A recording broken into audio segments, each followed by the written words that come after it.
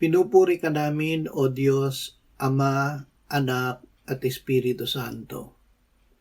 Salamat, Ama, na ibinigay mo sa amin si Jesus na iyong anak, na namatay para sa aming kasalanan, iyong muling binuhay, iniakyat at iniluklok sa iyong kanan sa langit.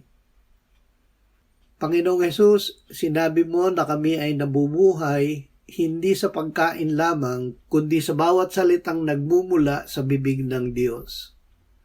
Ang salita ng Diyos ay matamis gaya ng pulot, ngunit kung aming makain ay mapait sa aming tiyan.